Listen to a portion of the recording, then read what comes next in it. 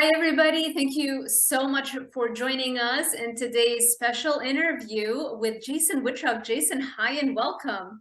Hello, thanks for having me. I'm excited about this. I'm so excited. So I met you a long time ago, met you not like personally, Okay, I'm like, oh I have wow. known, I've known about you. I would watch your YouTube videos for a very long time, and that's when I was doing the transition into low carb.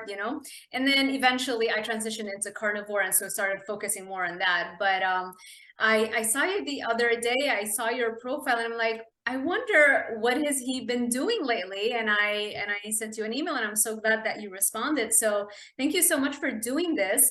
Yeah. In a nutshell, I think most of my audience probably is familiar with your work, but in a nutshell, for somebody who's watching this for the first time, can you share a little bit about your background? Okay. I've been in the fitness industry for over 10 years. I'm now 41, so my glory days in the fitness industry are gone, and I can talk about them now without feeling like I'm talking. I was lucky. I was a trainer in the gym. I got lucky and won a big spokesmodel search competition with a company called bodybuilding.com. That was almost 10 years ago.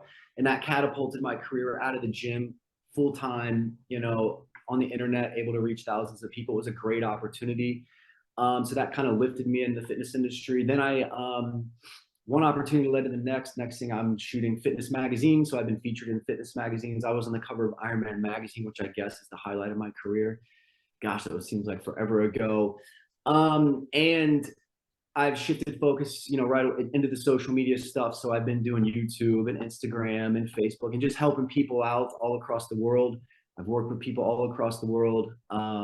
Just dedicated my entire life to just helping people out, spreading what I consider the truth, and just kind of leads me to where I'm at today. I guess I really gained notoriety in the nutrition side of things when the keto movement. I was one of the first people to discover keto. Not to discover keto, to actually admit that I was doing it in the fitness industry. So at the time, it was actually the time I was on Iron Man magazine, and they were like, "What's your diet like?" And I was like, "Keto." And people in the fitness industry lost their shit. People were like, "Oh, this dude's crazy." Like, and back then, you could, if you typed in keto in Google, you just got the definition for ketoacidosis. This was way before anybody knew about keto. I got lucky because at the time, was doing work with a hospital, a mental health facility in Atlanta, Georgia. And the CEO of this hospital, I trained him. And he said, "I want you to come in and work with these kids." So this is a facility in Atlanta, kids 18 to 25. They all have mental health issues, schizophrenia, bipolar, suicide attempts, really bad stuff. And they all come and they stay at this facility to live there and get treatment and stuff. Well, they all had one thing in common. They all took a medication treated their symptoms, but it made them gain like 30 pounds, like that. And it threw their blood panels crazy, tried all these bad, and they ended up dying from the medicine at like 45 years old if they continued to take it. Metabolic syndrome was at the core of it. So, anyways, they did this big study. They took a group of these kids and they said, "What happens if we put them on a diet and we train them in the gym?" I was brought in as the trainer. Right? I was like the celebrity trainer. I'm going to work with these kids in the gym. No, I had no say in the diet. That was held by the doctors. So I go in and I train these kids, which changed my entire life and my career, because I'm used to training at that time people who wanted bigger biceps, they wanted six packs, they wanted to win fitness competitions, all this other stuff. Now I'm going in training kids, and I'll never forget, I walk in and I'm looking around at these kids. There's girls with cuts all over their arms. There's kids that tried to kill themselves a week before. One girl I'll never forget, I'm talking and she's like looking around, and I ask people like, "What's going on with her?" She sees numbers in the sky and all this stuff, and I'm like, "Holy cow, this is crazy." But it was amazing because it showed me in that moment what fitness, what working out, what pushing yourself can do, because I was able to train these kids. They didn't care about how they looked. They felt amazing. We didn't even count reps. It was like, "I'm going to show you how to do this. You just do it until you feel like stopping." They left feeling confident. And that part of the whatever you want to call it, experiment was amazing. But here's the thing. day one, I'm like, okay, what kind of diet are you guys giving these kids? And they were like, a ketogenic diet. And I'm like, what the hell is that? Like, at this point, I'm in the fitness industry and I'm like counting calories, tracking macros, all this calories in, calories out, like everything I thought was true. And I'm like, what is keto? And I look it up, can't find much information. Then I asked them, they start sending me studies, and I'm like, holy cow, you're feeding these kids a bunch of fat? Are you crazy? Because again, me being the fitness bro at that time, like fat's gonna kill you, and like don't eat fat and all that stuff. I'm like, you guys are nuts. And I regret it, but I challenged them. I'm kind of like, you guys sure about this? They're like, yeah. And they started sending me. Then I found out that like keto was actually created by the Mayo Clinic in like the 20s to cure seizures. So I'm like, okay, so this diet's obviously legit. I must not know. There must be something I don't know. So I dig deeper into it, and turns out it turns out their diet with the ketogenic diet plus the working out, it was a huge success. It's published, all this stuff, saved an average of 10 years off their life. And then I personally took the diet and kind of ran with it as my secret. Sorry if I'm like talking too much details here. No, I love it. So I couldn't really go out and I told a few people about keto and they're like, yeah, whatever. So then I was like, okay, fine. This is my secret because it solved a huge problem. I was competing at the time. It was a very fitness at that level is very competitive. It's like, you don't share your trade secrets type stuff. And I'm like, I found the holy grail of diets. Because what happens is when you're getting ready for a magazine or a photo shoot or a fitness competition, everybody has to cut carbs. I don't care who you are. It's non-negotiable. Depending on who you are, it depends on how much you have to cut them, but you have to always cut them. The closer you get, the more you cut them. Well, when you just cut out carbs, and then the fitness industry is like, throw your protein through the roof, right? You end up feeling like crap and you can't sustain that for very long. You have no energy whatsoever, but it's worth it just until you get that last click of the camera and then you go out and just binge on the carbs. Well, I noticed that so I said, okay, I'm going to increase my fat like for the ketogenic diet. And it gave me energy immediately, amazing energy. So I'm like, this is perfect. I can cut carbs, watch all of my other boys suffer like crazy, but I'm not afraid to increase my healthy fats and I feel great. I can do this year round, which is what I had to do, because if my sponsor called and said, get on a plane, you have 1 week for this photo shoot, I was fine. I didn't have to so I was able to sustain that. So I kept it as my secret. Plus I didn't want to go out and say anything because I didn't feel like being ridiculed. So long story short, I finally, a few months later, just decided to put a video out on YouTube called The Secret to Losing Weight with the Ketogenic Diet. I was just going to spill it out. It got millions of views. And I never really predicted that keto would get huge. I always hoped it would. And then it did. And I just felt like blessed to be like at the beginning of it, and I saw the rise of it over the years, and I've seen the fall of it, natural, I guess. I've seen the evolution. I got to see the evolution of it, the off spins, the carnivores, intermittent fasting kind of came along with it. Unfortunately, things like OMAD came, but all this stuff kind of Unfortunately. but all these good spin-offs, it all kind of spun off in different directions for different people, and like, I feel so that's kind of how I became, I guess, relevant to the mainstream outside of my fitness niche. Hopefully that wasn't too long. Hopefully you still have listeners. I love it. That was long.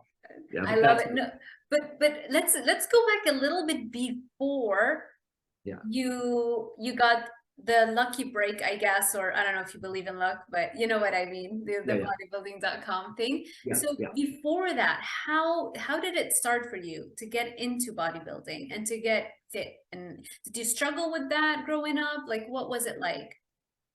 Well, I guess to be blunt, I've always been genetically blessed. Like I've always been able to easily put on muscle. It's very difficult for me to put on weight. Like symmetry wise, all these little things that matter a lot, in the sport, I just naturally had. And it was just up to me to maximize it, build on it. And like, it was not as difficult for somebody else, I guess. So I kind of had the benefit of the doubt just genetically. And I'm never afraid to admit that. That's just the way it is.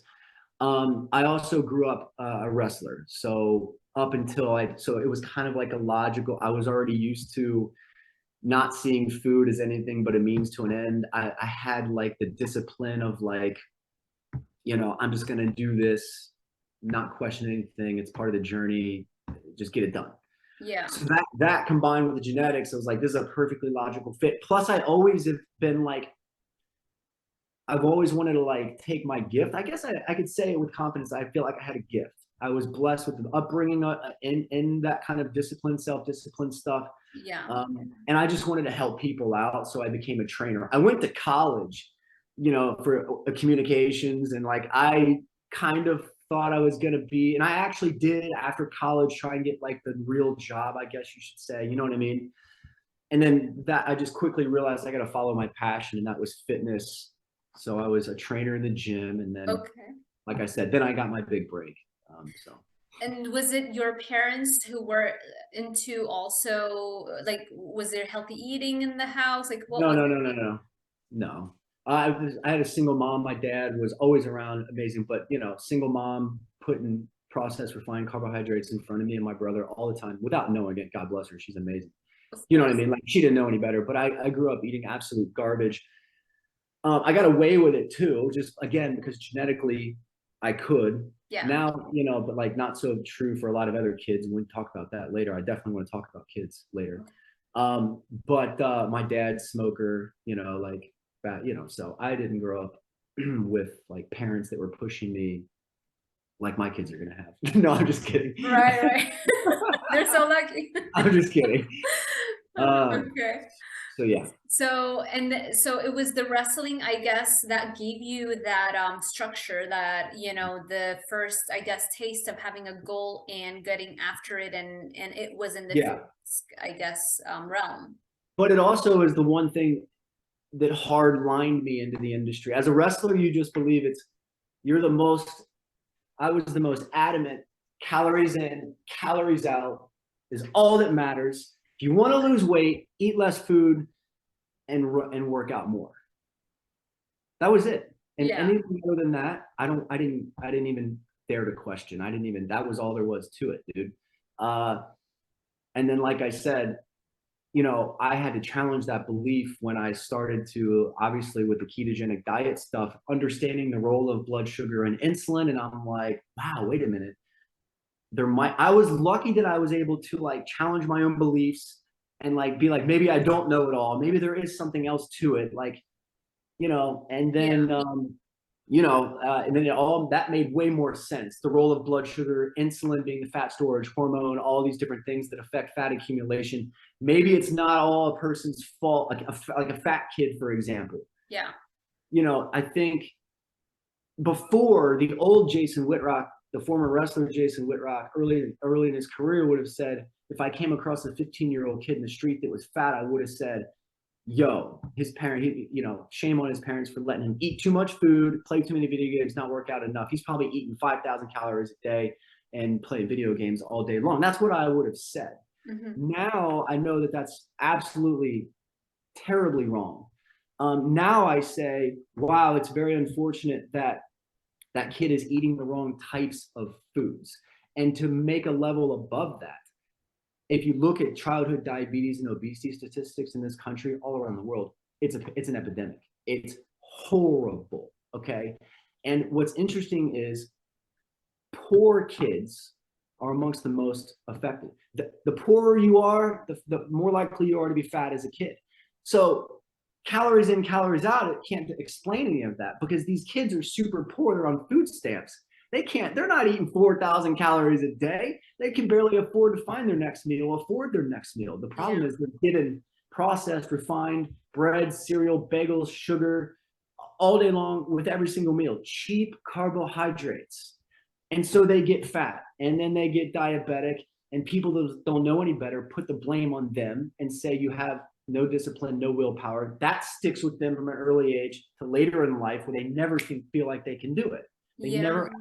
So, yeah, I really was like, wow, I was wrong. I was fed the wrong information. And that encouraged me even more to help people that were on the sidelines. I've worked with very overweight people, very, very like morbid. Yeah. So anyways, to give them hope, it's like, hey, you don't have to starve yourself. Yeah. You don't have to go run for hours on the treadmill to get this done. Yeah. You just have to eat the right types of foods. And here's why. And And then the continuous glucose monitor came out, which leads me to where I'm at now compared to all the other stuff. So a company called NutriSense contacted me, and they said, here's this new technology. It's called a continuous glucose monitor. Stick it on your arm and let us know what you think. And I'm like, okay. So I get it in the mail and I open it up and I realized it was a needle. It's like a needle. I don't have it on my arm. I actually had to take it off yesterday, but normally it's right here. If you go watch the videos, if you go to Blood Sugar King on TikTok, Instagram, you can see all my videos. But normally it's you stick it into your arm and you have an app and it measures your blood sugar in real time. Now, I came from the keto world. And all I used, and it's kind of a shame because everybody in the keto world always tracked and counted and looked at what? Ketone levels. Right. That's all I cared about. What level of ketosis am I in? And nobody really realized blood sugar is really why this whole thing's working in the first place, but nobody's tracking that. So I was like, I don't really care that much and whatever, cool, I'll do it. And then it just kind of blew my mind. So I stuck this thing on and I started testing all these different foods and I'm like, wow, like I ate a steak and it did this to my blood sugar. And then I ate cereal and it went boom, straight through the roof. And I started testing all these different foods on my own and I'm getting all this data and I'm just obsessed with it. I'm like, this is crazy. You know, and so long story short, then I start publishing videos on the internet and they went viral, which is amazing. But the continuous glucose monitor, seeing it, not only validated everything that I believed at this point, all the stuff, when you see it, you believe it, but it also kind of opened my eyes to blood sugar control and regulation is at the center, in my opinion, of every healthy diet that there is today. Keto works because you're eating foods, high fats and proteins that don't spike blood sugar. You're keeping blood sugar nice and steady because you're not eating all the carbohydrates. Intermittent fasting works because when you're asleep at night, blood sugar and insulin have a chance to go down. So the last thing you want to do is spike blood sugar first thing in the morning. The guaranteed way of doing that is not eating. Mm-hmm. So you're still keeping that flat, low blood sugar, right? Carnivore works the same way. I tested every protein source, liver, all these things on my blood sugar monitor. Nothing. So that's like, so OMAD, 1 meal a day, which I hate. Again, you're going all day long, but you're going all day long, not spiking blood sugar, and then you go to the moon probably. But again, so I realized that like, holy cow, the root of the problem, the crux of all of these things is blood sugar. So it just changed again. I had the epiphany. So then, yeah, like I said, I just started testing all these foods for people, and you can go to Blood Sugar King on TikTok and Instagram and see it. Yeah, I'll link them below. Yeah. Yeah, link it. It's pretty interesting stuff. I've been doing it for the past few months. So how, first of all, I'm assuming you hate OMAD because of the blood sugar spike and maybe not getting enough protein throughout the day. Not enough food, period. Not enough food, yeah, nutrition. Under eating. Yeah, okay. Yeah. Okay. I think I agree with you. I tried to do it for a while. There was a time where I would do like full day fasts, and then on the day where I would eat, it would be OMAD, but like that didn't last long because I'm an athlete too. Like I'm training hard. I'm running. OMAD plus athlete is devastating. It doesn't work. Yeah, no. Not for me. Maybe if all I cared about was like optimizing for productivity, and I'm like this techie person, Silicon Valley, a lot of people do that. They don't have time to eat. I get that, but then you're not optimizing for physical fitness at the same time. So yeah. Okay. Eat less, move less. Yeah, exactly. So what is your meal plan like right now? Okay. So I've had to take all of this data with all these different foods, and I'm like, okay, how do I put this into a meal plan? How do I make this make sense for the masses? Not only for I figured it out for myself first, then I had to kind of like brand things, like kind of categorize things so people would understand. And okay, so 3 different types of meals: low impact meals, high impact meals, forbidden meals. So low impact meals are meals that do not spike blood sugar at all. They contain a protein source, a healthy fat, and what I call low impact carbs. These are types of carbs, because a carb is not a carb, which I quickly realized when I tested it. So low impact carbs are vegetables, all different vegetables, nuts, seeds, and berries. These are types of carbohydrates that don't spike blood sugar. So low impact meals protein source, healthy fat, which means cook your protein in butter, ghee, all that kind of stuff, avocado, and a low impact carb, right? Okay. That's a low impact meal. You're Okay. good on those. Those are perfect for you. High impact meals are meals that raise blood sugar, but they contain healthy foods for you. So they contain, so it's a protein source, healthy fat, and what I call a high impact carb. These are carbs that raise blood sugar, but they're healthy. Sweet potato, bananas, oatmeal, Ezekiel bread. These are carbs that benefit you from nutrition, standpoint, but they do raise blood sugar. All right. Okay. Are you with me so far? I am. I'm following. And then there's forbidden meals. Okay. These are meals that skyrocket your blood sugar, right, and have no nutrition whatsoever. Cake. So then the question becomes, when do you eat these types of meals? The three different types of meals. So on days you do not work out, you do not exercise. And to clarify, I believe exercise is lifting weights, it's jogging, it's swimming, it's rowing, it's playing soccer, it's just doing something, getting active, using your muscles, right? On days you do not exercise, do not exercise. You are only eating low impact meals. Okay. On days that you do exercise, you are eating low impact meals, plus you get a high impact meal after you exercise. Okay? So you're basically earning your carbs. Right. Right? So here's what happens. On days you don't work out, you don't want to spike blood sugar. So just eat low impact meals, right? Okay. That's basically keto for the most part. On days that you do work out, it actually is a benefit to spike blood sugar after your workout with a healthy carb. So a high impact meal after a workout might be steak with sweet potato and some broccoli, right? Just for example. So here's what happens after you work out. During your workout, you use glycogen, right? It's like a gas tank. It's full. By the time you're done with your workout, it's like halfway full. So when you spike blood sugar with that meal, insulin has to come out. And insulin partitions. It's like, okay, we're going to put something inside this glucose in the muscle cell or the fat cell. Yeah. The muscle cell is depleted. It's going to store the glucose inside the muscle and refill the glycogen. It's triggering protein synthesis. It's helping you recover from the workout. So it's a benefit, right? Okay. Are you with me? Yeah, I was wondering, do you worry about the effect that those bursts of blood sugar spikes could have on blood vessels, like for heart disease, aging, things like that, even on the days that you do work out?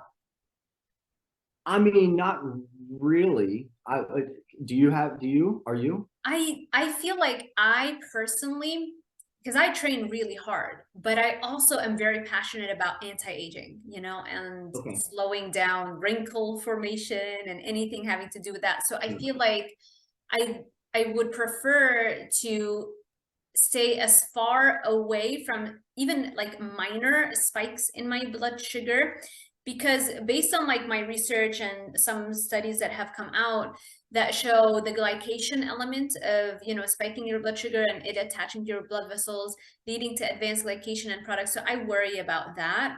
Yeah, of course. There could be science in the future that might say, maybe we don't have to worry as much about it. But for now, based on the limited amount that we have, it's a choice of mine that I would say maybe I should just stay on the safe side of things. You know what I mean? Yeah. So I look at it, ideals versus reality. Yeah. Me personally in my life, in every aspect of my life, ideally this, but realistically this. Right. Ideally, I'm with you. You should never spike blood sugar. Full-blown keto is, yeah. No, you know what? Practically, I'm like you. Realistically, what I noticed on keto was that after my workouts, I wasn't recovering. My performance started to really suck. As much as I wanted to deny it, it was happening. And then I was also getting stale and burnt out of the same foods all the time. And I wanted to eat an apple. I wanted to eat a banana. I wanted to eat a sweet potato. The question was, when's the best time to do it? And I agree with you. Yeah. After my workout. And I was also seeing a lot of people, the average person who just wants to lose weight, they're not so disciplined like us, and you just got to give them a barrier. what I was noticing with a lot of the keto people was they would go super, they would only eat what I call low impact meals, super keto for 2 weeks. And then they would crack and they'd run off and they would eat a forbidden meal. Right. And then they would feel guilty and I quit. I don't have what it takes to do this. And they'd never come back. The high impact meal, and it's worked brilliantly for the people that are doing it. It's like you're standing at the edge of a cliff. You're about to jump off into the forbidden meal. And the high impact meal is like, no, dude, you don't have to do that. Here's an apple. Right. Like, for God's doesn't have sake. to be a cake. You can like, dude, this is healthy. potato. You Yes. have a handful of grapes. It's going to satisfy your sweet tooth, and it's got, you know, vitamins and minerals. It's actually beneficial, and then it sets them up for a lifetime. If you can, you know, there's people, and trust me, there's people who can realistically do keto the rest of their life. They can realistically do carnivore the rest of their life. More power to them. All that stuff. I'm not saying you shouldn't do it. You know, if realistically you can do that. I find that those types of people are using it. They say necessity governs the world.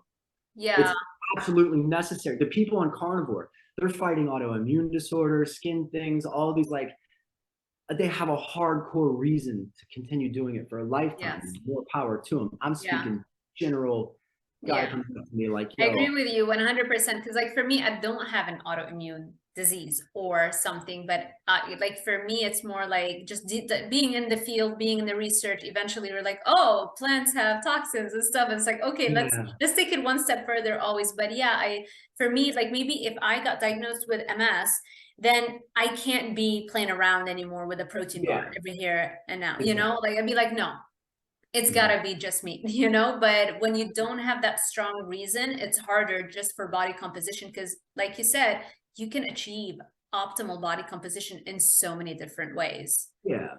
The last I did a podcast before this, and the guy is like, "What do you think of Liver King? Have you heard of Liver? You seen Yes, Liver? I have. You know, and I'm like, okay, like, I mean, ideally, sure, but you know, apparently he's making $100 million a year. He filmed this interview with Stephen Graham.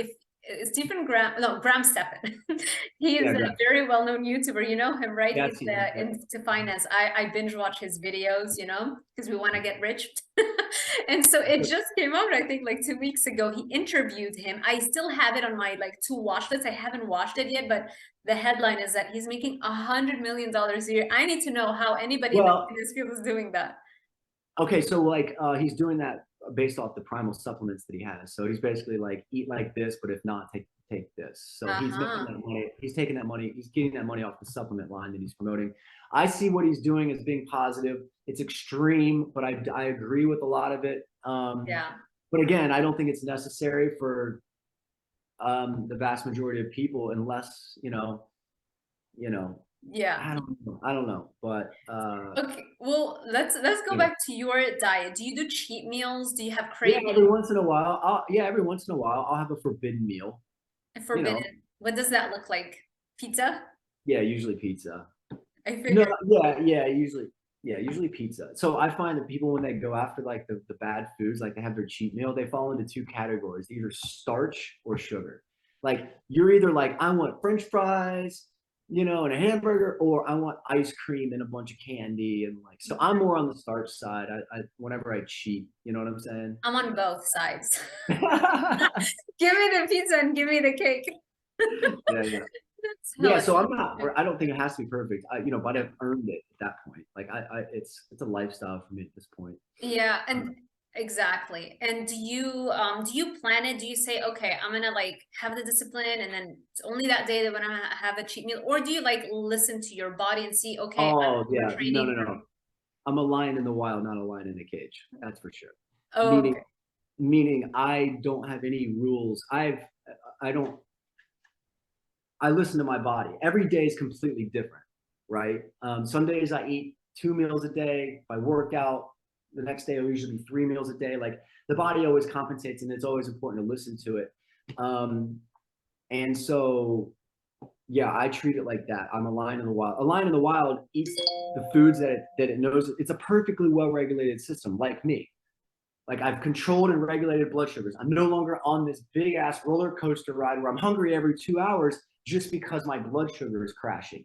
Right. You can't listen to your body when that's going down, right? But Exactly. when you're like this, when you're regulated, your blood sugar is regulated, then like you can listen to your body. And so yeah, that's kind of how I roll. I don't, this might be controversial. This will be controversial, but yeah, at this point in my career, I consider assigning a number to food in eating disorder. Mm. This food has this many calories. You should have this many grams of protein, carbs, and or protein, carbs, and fats. You should only eat every 3 hours. You should not eat after 8 o'clock. Listen to all these numbers, all these ruling numbers. You should have 3 meals a day. I mean, 18-6 fast. All these numbers. Mm. I believe is an eating disorder. It just gets you to focus on the wrong thing, and it pushes you farther away from your primal instinct. Like, that's why I say I'm a lion in the wild, not a lion in a cage. A lion in the wild is perfectly well regulated. As soon as it gets that instinct to eat, it goes and it makes a kill. It doesn't care about the numbers, how many calories it's had, what time of the day it is, none of this stuff. Right. And it doesn't stop eating until it gets another cue. Cool. You're full, and it walks away. It doesn't care how much is left on the carcass. Yeah. That's the lion you want to be. But you can't be that if you're eating processed refined carbs and your blood sugar's bouncing around like crazy. A lion in a cage is what most people are, and what I feel most people want to be when they come to me. Like when they go to a trainer. They think that I need somebody to tell me how many calories to eat, when to eat my food, how long in between meals I should eat. They want to be a lion in a cage. Trust me, you don't want to be that lion. Trainers probably love that, to be honest with you, because they got full control over these rules. Eventually, though, that lion always tries to scratch and claw its way out, and it does. Okay, like you can't keep a lion in a cage for that long. Right. That's what so my goal is to make people lions in the wild, not lions in a cage. Yeah, So and no, I agree with you. When we focus on the quality of the food, it's just completely different. But if you keep adding processed foods, they are designed to override that natural instinct yeah, when you're satiated, yeah, your body can figure it out. Like Yeah, you don't need a calorie calculator to tell you how many calories you need every single day. right, right. Your body knows. As long as you feed it the right types of food, then it can figure it out on its own. Okay, like Yeah. Yeah, I think anybody who's ever tried to diet before and tried to like stick to those numbers without really good with disregard to the quality of the food. Like I think the worst thing ever for most people that are struggling, not people who might just have a couple of pounds, but for most people who are struggling with a lot of weight, I think that if it fits your macros, like it's yeah. That was the You can worst thing that only happened. restrict and do that for so long until eventually. Did you do that? Hell no, no way. Never. I found keto. No, the keto came out before If It Fits Your Macros. Okay. I know the people who started If It Fits Your Macros. They weren't even in the fitness industry. They were just capitalizing on the macro tracking, the macros movement. And then they were like, oh, okay, well, let's just capitalize on this. We'll put a calculator on the internet, and if it fits your macros, and like, we'll just try and get people to believe that we know the secret formula for how many macros you need. And we're not going to tell you what to eat. Just eat whatever, as long as it's in these macros. Luckily, they're no longer around, and that whole thing went to the wayside. But it really took a lot of young people in the industry thought I could get away. And so then these fitness influencers are like, yeah, I get away with eating all this stuff. They get everybody else. Yeah, that was horrible. For people that don't know, if it fits your macros, is basically like, I'm going to tell you how many grams of protein, carbs, and fats you need, and it doesn't matter what types of foods if I tell you to get 200 grams of carbs, I don't care if you go out and eat 200 grams of Skittles. It's the same as eating 200 grams of broccoli. Right, and that's just not true. Yeah. So try to eat that, and yeah, rest in peace if it fits your macros. Yeah. Thank I have to say though, there's a small caveat there is that when I was going through binge restrict cycles as a teenager, and I didn't understand. Like when I would go on, not eat or minimal eating to try and lose weight, and then I would just binge, obviously, because I would crack and I wasn't having enough protein. I used to think digestive biscuits were like a fat loss food. Because they were marketed as a health food. That was back when I was in Lebanon in school still. So, and I really developed a lot of unhealthy eating disorders, binge eating and things like that. And when I started my bachelor's in nutrition, and they gave us like the basics of counting calories and how much, you know, protein, carbs, and fats were in different foods, just having that control, understanding that even if I had like a chocolate bar that day, it didn't mean that I wasn't gonna meet my goal for the day in terms of calories. I have to admit that that did kind of take me out of the all or none thinking, because it was like either I ate those foods that I had decided were a weight loss food, or I went off the rails. And I guess I could say that that was a small, mild form of, if it fits your macros. It was helpful for me in the initial stages, but I couldn't do it now. Like right now, if I keep things like that around, and I just restrict, like, okay, I can have chocolate, I can have whatever, but I just have to hit those numbers. I couldn't do it because I know my relationship with sugar, food addiction. I can only do it for 2-3 days, and then eventually, like you said, you know, you want to be a lion in the wild. You know, you can't override those physiological instincts and urges forever. So Exactly. Yeah, it's a good point. yeah. Okay. Can we go back to your meal plan? Can you share with us, let's say, what did you have yesterday or today? Well, every morning I start off with a coffee that's probably going to make people freak out. So my coffee, I make coffee every morning. I put 2 egg yolks in it. Okay. Super healthy fats. Huge fan of eggs. I don't put the egg white in there, just the egg yolk. So 2 of those, I put a tablespoon of butter, a tablespoon of coconut oil, some heavy cream, and then cinnamon, which naturally helps control blood sugar. That's like 400 calories right there off the bat. So I get a ton of energy Wow. without spiking blood sugar. And Right. of course, I tested it and it does nothing to my blood What sugar. does it taste like? Amazing. I've never tried eggs in coffee before, Egg really. yolks, make sure it's just the yolks. If you do the egg whites, it doesn't taste so good. Oh, It's just the egg yolks. You won't even taste the egg yolk. But okay. egg yolks are powerhouses for nutrition. Of course. Yeah, I'm a big fan of eggs. I feel like they're by far the best source of protein. It's a perfect balance of protein and healthy fats. Anyways, I actually have a farm that I go get them from. I do think quality matters in protein stuff if you can afford it.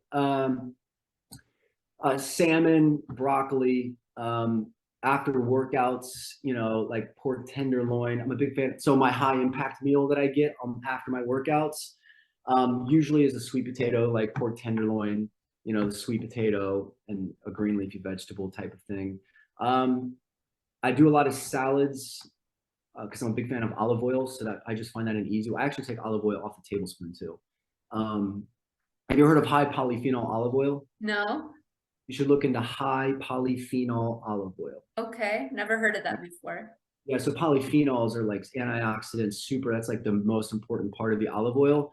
And they have rankings. So, like most of the stuff on the store shelves, like the polyphenol count is like 300, right? Okay. Right. And but the higher quality olive oil you get, the higher the polyphenols are. And the polyphenols are what's actually helping you. That's like the main benefit of it. The high polyphenol olive oil I take has 1,200 versus the store shelves at 300. Oh, wow. Okay. Yeah, and it's like, but it's interesting because when you just take a tablespoon of regular olive oil, it doesn't really, it just kind of tastes like blah.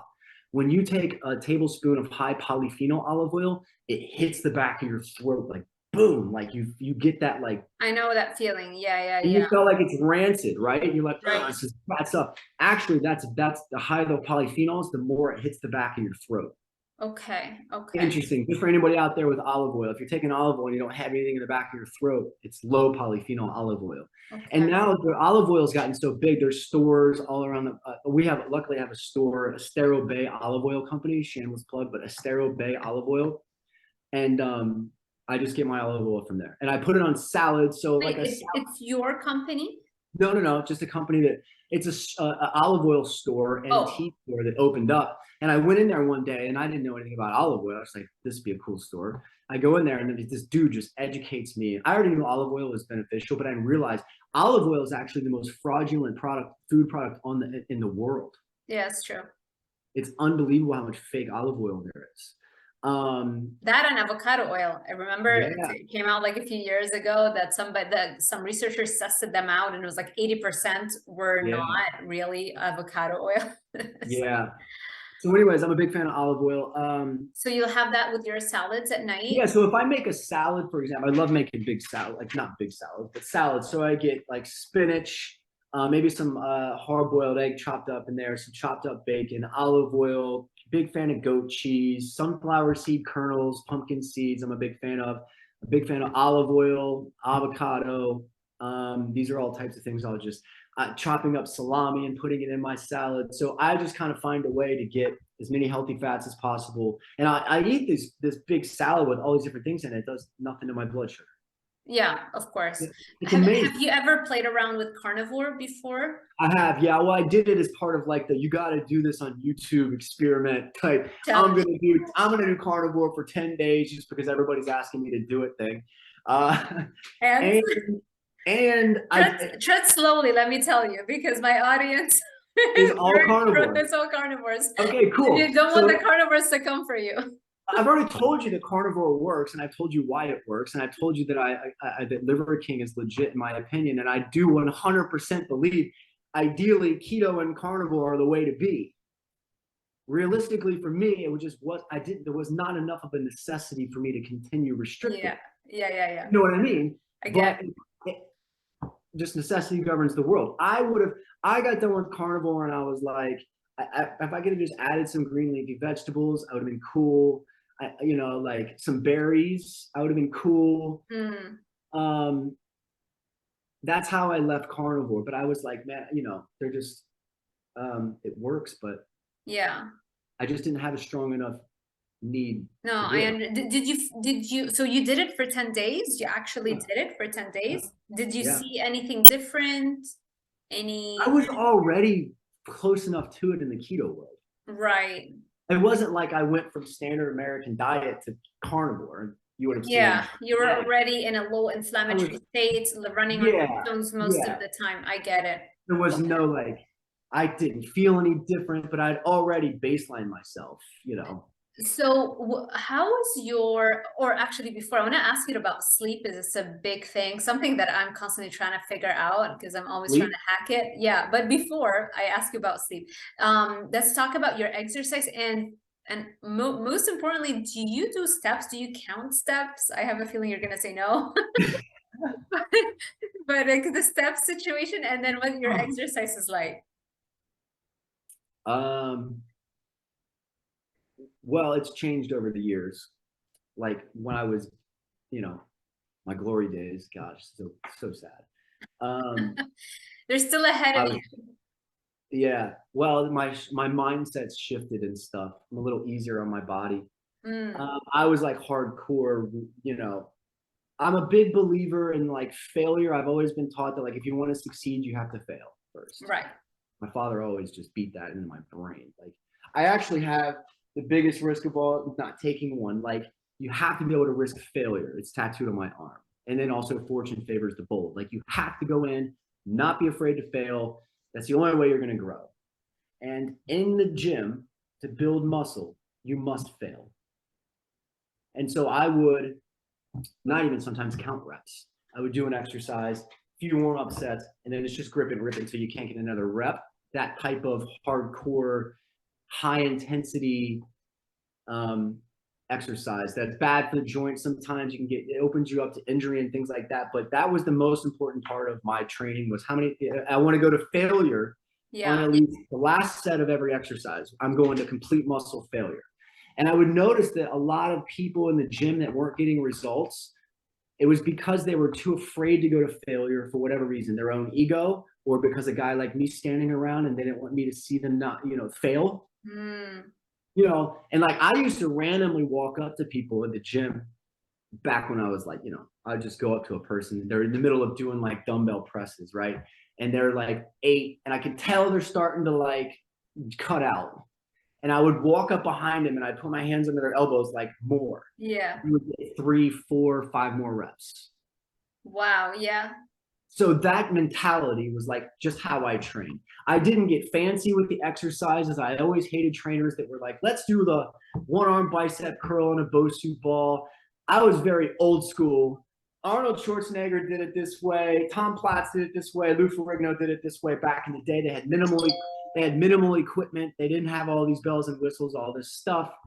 So you focused on the simple basic exercises and you execute it to failure and you be smart. Yeah. And that got me amazing results combined with diet. Now, like I said, I've backed off. Like I still believe in going to muscle failure, obviously, but I'll go to muscle failure more with lighter weight than heavy weight. Like you can go to muscle failure. I can tell you, here's 5-pound dumbbells, do 100 reps. You're going to fail at like 30. That's still muscle failure. Where I used to be, here's 100-pound dumbbell, try and do it 2 or 3 times. Type of thing.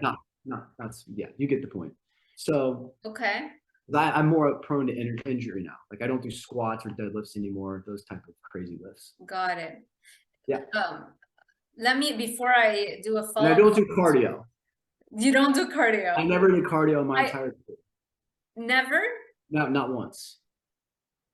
Ever? Wow. Okay. No, it just makes you, it just makes you more hungry, first of all. So I know I'm going to get a lot. There's a lot of this. I know it's very controversial, but like, listen, diet is everything when it comes to losing weight and like refining all this stuff. Like you go to the gym to break down muscle tissue, okay? Like to stimulate muscle activity. You break it down and you build it up with your diet and nutrition and stuff. And I just always found that walking on a treadmill, running on a treadmill, that kind of low intensity type, that kind of exercise, never really, it doesn't force your body to change at all. It just makes you more hungry. Like I just walked away from it like I just feel hungry. But no, I do running. I don't do low steady state. I don't believe in that either. I agree with you. Yeah. But if you love doing it, like there was guys in my industry that like swore by it, but I swear by the fact that they just love doing it. They just like putting in. You could optimize for weightlifting. How often do you do that? Every day, and for how much time? I was doing what? Weightlifting. So when you hit the gym to lift weights, is it every single day, and for how long? It was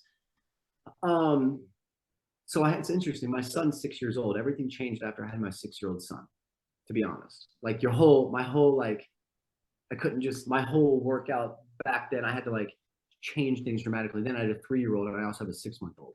So when I'm giving you these examples, I'm giving you back when I was like, you know, in it. 5 days a week. Okay. 5 days a week. Yeah. I never was the guy that was like, you should train 7 days a week, you know, no rest days, no days off. Right. Yeah. Don't buy into that stuff. You rest when you die, is that the Yeah. Don't buy into that stuff. It sounds cool, it sounds macho, but it's actually a recipe for disaster. Right. 5 days a week, workouts were between hour and 15, hour 30 minutes. And I didn't do cardio after, so that was it. Okay. An hour, that's very realistic. Well, first of all, my workouts, sorry to interrupt, my workouts were cardio. I'm a big fan of supersets. Supersets are doing 2 different exercises without any rest in between. Trust me, if you came to work out with me and you got it done with me in an hour, you're not going to want to do cardio afterwards. You're going to want to go home and rest and recover, eat. Like if you could do cardio after I'm working out with me, then like I failed you. Even when I train my clients, like they were like, back when I was like, I miss being a trainer in the gym, like pushing people to their max. If you're doing cardio, if you're worried about cardio, you're not hitting weights hard enough. Like drop sets, things like drop sets. You know what drop sets are? Of course, yeah. So, let's explain it to the audience, though. Like, okay, so drop sets. Again, it all goes down to muscle failure. Like that's the key. That's how you force your body into growth. So here's my philosophy. I'll give you this top secret stuff here. My philosophy when it comes to jumping into an exercise. Let's say you're doing dumbbell shoulder presses. Now imagine you're a fighter pilot. You're flying this really crazy military jet, right, on a mission. The first thing is what's called targeting.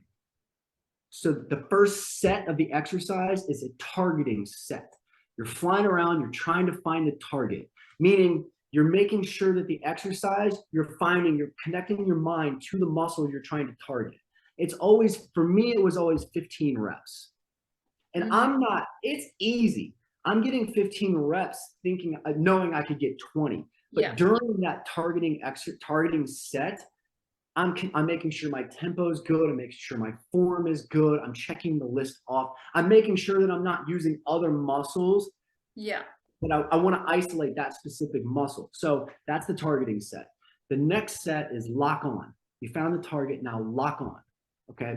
That means increase the pressure, increase the resistance. So now I'm taking my reps down and I'm increasing the weight. So now I'm going for like 10 reps, for example, but I have heavier weight. I'm going to get 10 reps. It's going to be more intense, but I'm going to get 10 feeling like I could get 12. I'm stopping just short of complete failure. Third set is pull the effing trigger. Destroy. So now I'm going with 5 reps and I'm getting a really heavy weight and I'm going to absolute failure with the goal being 4. Better to be 5. In that situation, it's better if I got 4 and failed at 4 with the goal being 5 than for me to go 5, stop there when I felt like I could get 6. So I'm going really, really heavy. That's it. Everything on the line. A drop set. Now that's the philosophy. So no matter what it is, let's say it's 15, 12, 10, 10, 8, 6, whatever it is, that's the mentality. Targeting set, lock on, destroy. A drop set is in that destroy set. You hit 5. Let's say you have 100-pound dumbbells. You hit 5 and you fail. You immediately drop the weight. That's where the drop set comes. You drop the weight in half, 50%. So now I'm going to grab 50-pound dumbbells and I'm immediately going to push out 5 to 10 more reps. Yeah. So you're hitting failure. Yeah. And you're telling the body, get ready for more. And it's going to keep coming.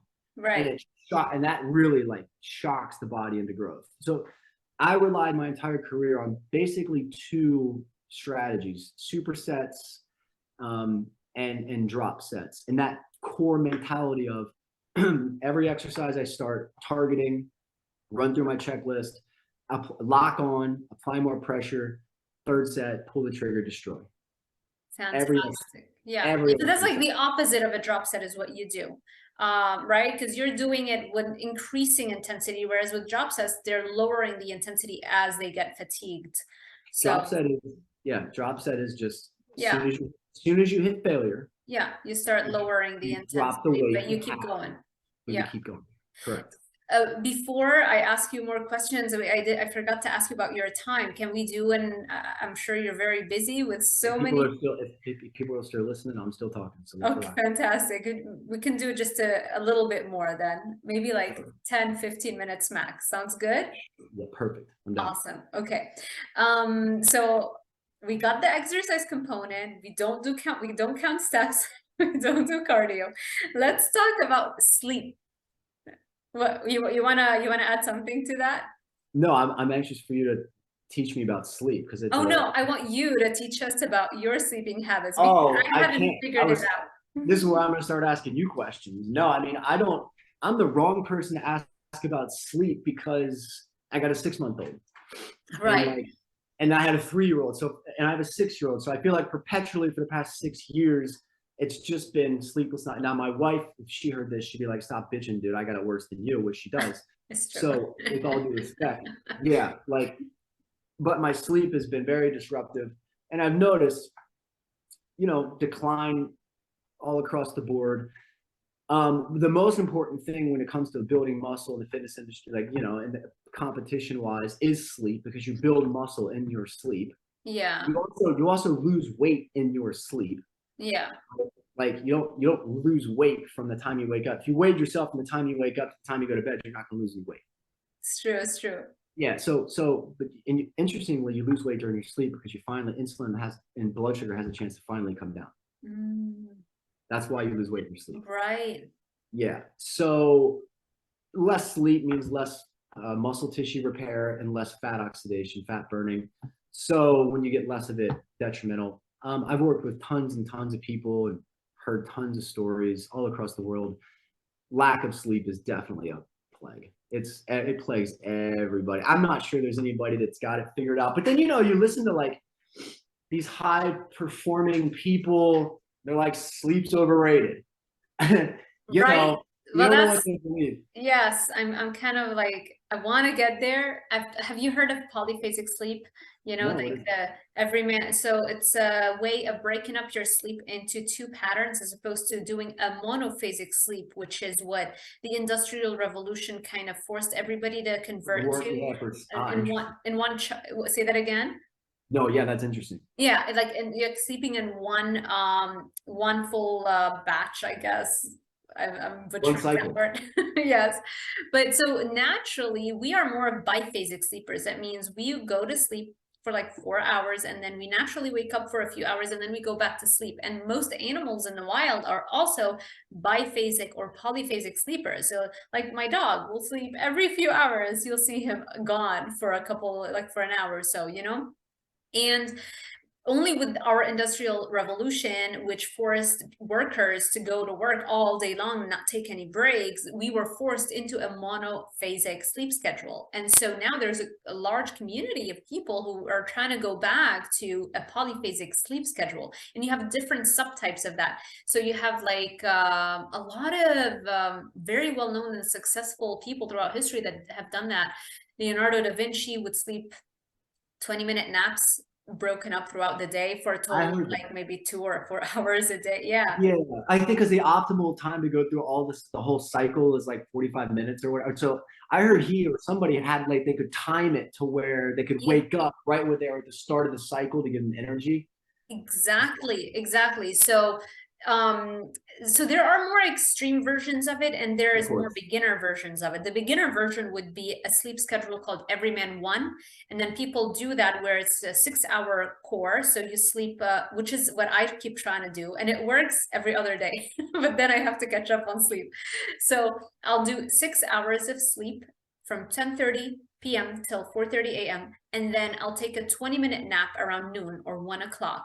And that nap kind of the thing is, as sleep pressure Wait, so builds you're up, only asleep for 20 minutes? Sorry to interrupt. You're only asleep for 20 minutes? yeah, the nap is only 20 minutes and you're gonna fall asleep so quickly because of the sleep pressure that has built up. Maybe not on the first day that you start the Everyman One sleep schedule, Yeah, but yeah. the second day you're ready for that nap and it refreshes you. It's like drinking a cup of coffee.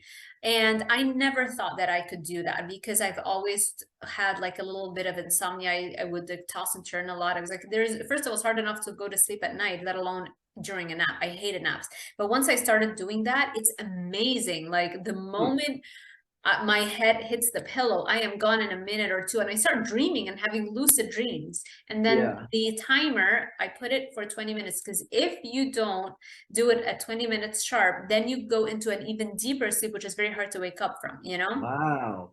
That's wild. So I had a lot of my buddies got into this like let's wake up at 4:30 in the morning crew type rah-rah stuff. And I'm like, no thanks. But they never mentioned you could have a nap after that to kind of stuff to kind of like yeah, Yes. that's interesting. I'll have to dive more into that. I'm I feel like everybody who's done videos on that and who's tried it, everybody keeps saying, I want to go back to it because it's just you end up sleeping less overall. Like if you can just stick it out, because it takes time to adapt. It takes like some people say a month, some people say 2 weeks, Yeah.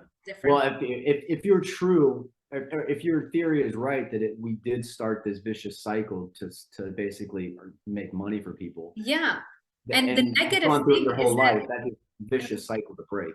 yeah, exactly. Exactly. So it takes time. And the thing is, the great thing about it is that for me, if I sleep monophasically in one shot, I need 9 hours to Yeah. really feel refreshed. But when I do the Everyman One, so I'm sleeping 6 hours and then 0.33, a quarter, 1/3 of an hour, which is a 20-minute nap. So that's 6.33 hours. So that opened up close to 3 hours of my day where I'm not asleep. So Interesting. that's your workout for the day, you That's know? interesting. Yeah, I'm definitely going to look more into that. I think I just my son actually woke me up last night at 2:30 in the morning because he had a bad dream. So I'm like, I don't know how much I can like You're ideally. probably a lot of people start doing that once they have children, actually. They stumble Yeah, I across could. the polyphasic sleep. Yeah. Yeah, I just would worry. I don't know. Yeah, the only thing that makes everybody so it makes it so hard for everybody to stick to it is that you have to follow the times you've set Yeah, religiously. You know, yeah, like at 10:30, I should be gone from 10:30 to 4:30, and then from 1 to 1:20 p.m. I should also be having my nap. I can't shift it 5 minutes back or forth, you know, and that's yeah, what I struggle to do. yeah. That's interesting. It's a problem worth solving and experimenting with, just like with diet. Where you start. If you think about it with the sleep, you're kind of at the same position. Like you realize you have a problem, you'll try anything, and you'll do all this stuff. Some of it's gonna be crazy, some of it's not. Yeah. And I then you can. just take little pieces of all the little experiments you've done, and then eventually you'll come to your solution. So true. I feel like, yeah, this is the same with my diet. And I feel like for now, my middle ground is that I can do it every other day. So every other day, I Cool. sleep 6 hours and I take that 20-minute nap. But on the other days, I'm sleeping my 9 hours. So I feel refreshed. So, I think that's great. You're taking a rigid principle and you're adapting it to make it your own. right, right. And it ends up being better than sleeping 9 hours a day every single day. So now it's Yep. only every other day and it frees up more time half of the week, you know? Yep. That's great. So I'm so glad we talked about so many things. How many hours do you normally need, do you feel like, to really feel refreshed? 7. 7 hours? I'm Lucky if I jealous. get 8. Usually I typically get, okay, so my son, his bus, I have to be up at 6:15 in the morning to get my kid ready for school. Okay. Yeah. So I'm probably getting, yeah, 7 hours. I usually go to bed at 11, which is too late. And you fall asleep right away. Yeah, pretty much. Yeah. Yeah. I try and cut the phone off and the TV off and all that stuff just to kind of like get all that Yeah. away. See, I don't do that. Chill. Yeah. I'm working super stressed, like I'm editing a YouTube video, to the last moment. And then I know. That's those late nights in the dark with the big old blinding screen in your right. face. Then you close your eyes and you're like, Okay. yeah. I mean, I'm just making little improvements as much as I can, I guess. Yeah. Every little bit counts. Luckily, I figured the diet part out, exercise part out. The sleep realm is never, I got to figure that out. That's that's the next step, I guess, for both of us to try and figure that one out. I'm going to look into that stuff. So as we wrap up, can you guide us through what your typical days are looking like these days? In terms of like everything. We already covered the exercise and the food, but like in general, what are you doing all day? What do I what? Like, what are you doing in terms of work, everything? So I check in with clients on a regular daily basis. So I have one-on-one personal clients. And then I also have a membership site where people are a member of Blood Sugar King. And so it's a Facebook group and I check in with them privately. I get a lot of messages from them. So I'm fielding questions. And then I'm doing my workout, making my meals. It's amazing. I have a large, like my wife is a full-time hairstylist. She has her own salon, so she's very, very busy. I'm stay at home. Like I don't have to go to work. So a lot of the kid stuff's like I'm taking my kid to the bus stop, picking them up from school, taking my daughters to school, feeding them. I feel like I'm cooking food for my kids more 90% of my day. So I'm making them, I'm like a chef. As soon as I get home from school all day long. My little daughter is hilarious. She's nonstop eating, I'm hungry, nonstop. So cute. So I'm just like constantly making her food, and which I love. So I have a large part of my day is taking care of kids, believe it or not. People are always like, when I do these blood sugar tests, yeah, I'll do these blood sugar tests, test different foods out. Right. But people are always like, what are you doing after you do these tests? Like, are you going to work out? Are you doing this, that, and the other? I'm like, no, I'm chasing a 6-year-old and a 3-year-old around the house. Like I'm just in full-blown daddy mode. Do you have a goal? Do you set a goal for like how many pieces of content that you have to get done every day? No, but I should, because I find sometimes it gets overwhelming with my life, my personal life, with a 6-month-old, especially now in the mix, that I'll make an excuse not to produce content. Right. Like I'm just like, oh, well, I got all these other things to do. And everything kind of goes down with that. And then it can get into a vicious cycle where I've taken long periods of time off just to kind of like, yeah, I've made too many excuses. So I don't get too rigid with it, but I definitely need to like maybe one piece of content a day, one video test a day. Social media, I believe it or not, I don't like social media. I never have. Interestingly, I don't know how old you are, but I'm 41. 35. So I was in college when Facebook first came out, right? I was it was 2001, I think, 2003, not 3. I don't know, 2003 or 4. I was a junior in college when Facebook came out. And I'll never forget, the girl came up and she's like, our professor told us about, the professor actually told this girl, and she came to my fraternity and was like trying to get all of us on this Facebook.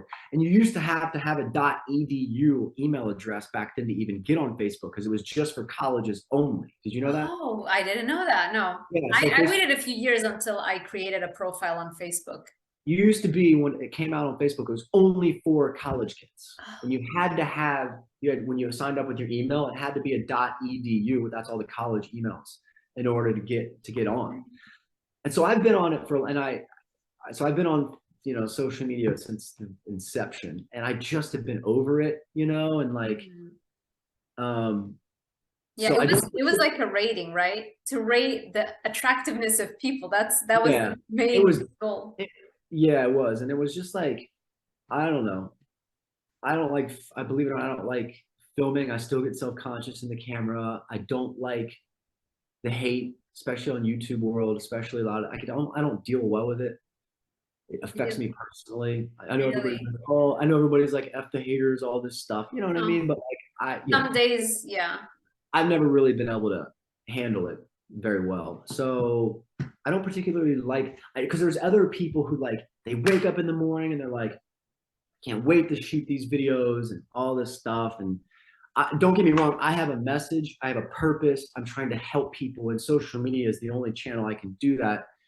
But I don't like wake up like, I can't wait to film this for, like, hopefully I get a lot of views, or hopefully this, that. I hate it. I hate it. Well, I like doing lives. I like doing lives. Do you ever do lives?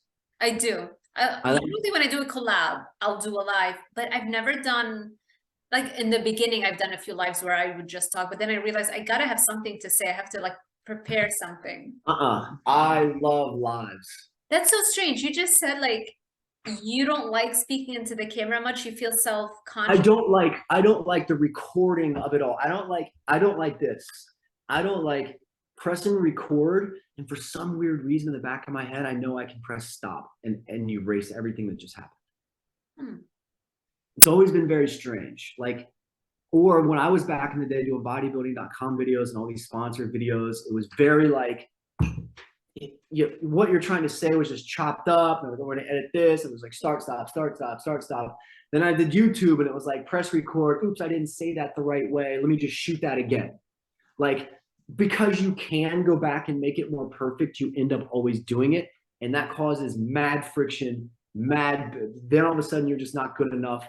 And like, yeah, live is like, you just roll with it. You're in your element. You come across the message, and like, there is no going back. You don't even think about going back. And plus you're interacting with people in real time.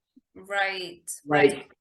You can I guess I understand, because I feel every time I'm editing a video, I'm like, oh, this sucks. Because you don't want to. The thing is, it takes so long to get better at something, but you have to go through the years where it's like you feel like it sucks. You're chasing perfection. You're just chasing perfection, and then you're comparing this video to other people in your industry's video, and then you get caught into putting the fluff stuff in there, like.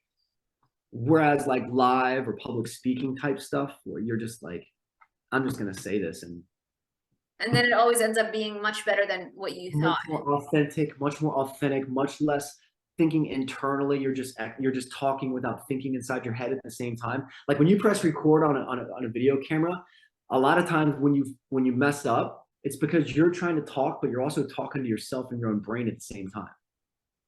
Oh, I gotta say this next. Don't forget to say this. Don't make it sound like that. But when you're like doing lives, you're just like, just like what you and I are doing. I'm not thinking anything in my head except for what I want to say to you. It's true. For people that don't film like us on YouTube, it's very hard for them to understand, I'm sure. But I get it. I love this. Okay, so Jason, where do you see yourself in the next 5 to 10 years? Being a great dad. That's where, and a husband. That's where I see myself. Like, I take so much responsibility for my kids, and they're amazing. And like, I'm just gonna shepherd them, and help as many people in the industry. Like, I feel blessed. Like at this point in my industry, like what I do, I made it.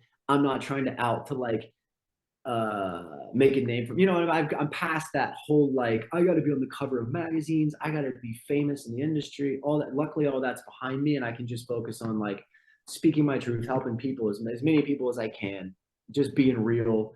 And whatever, I'm sure there's more opportunities for me down the road. With this blood sugar thing, I'm really going hard in that. I see that as blowing up big time. Mm-hmm. The whole blood sugar realization with the continuous glucose monitor, especially putting a magnifying glass on it, Right. it's a humongous industry. So Right. we're talking right now, we're like talking about coming out with a blood sugar stabilizer shake, different like things to kind of help support the blood sugar regulation, Aspect. goal.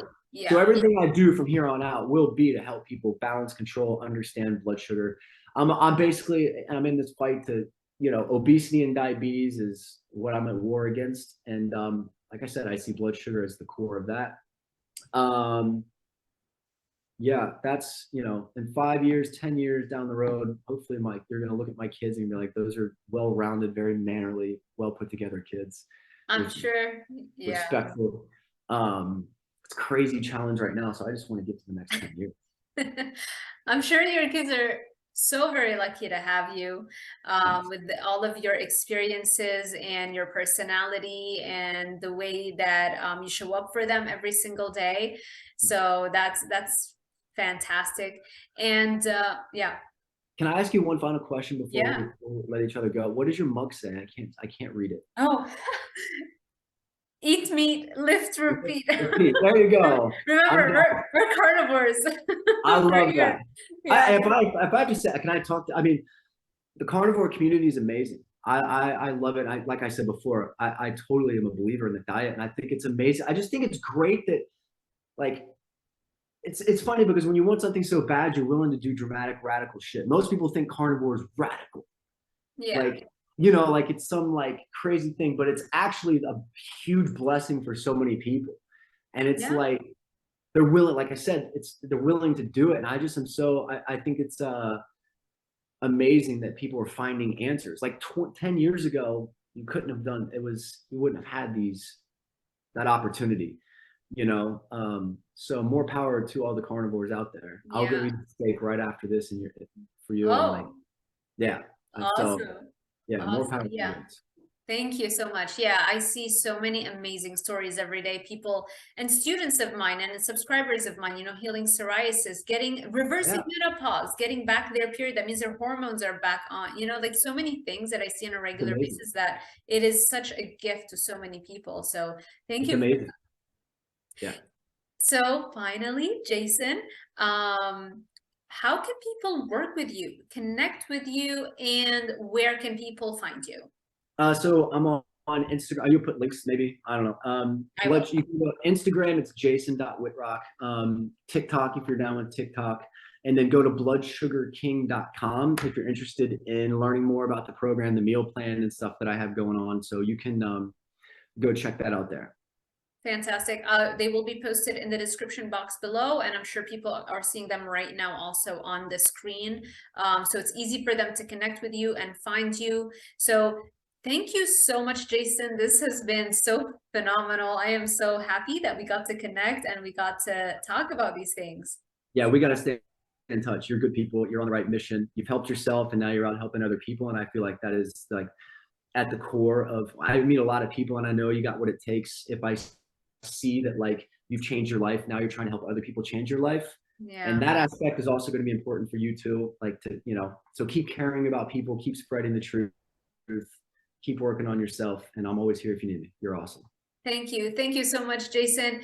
Thank you all for sticking with us till the end. I hope you enjoyed this content. If you did, make sure you give this video a thumbs up, subscribe, and hit that little notification bell icon so YouTube alerts you every time I post a new video. Thank you all for watching, and I will see you in the next one.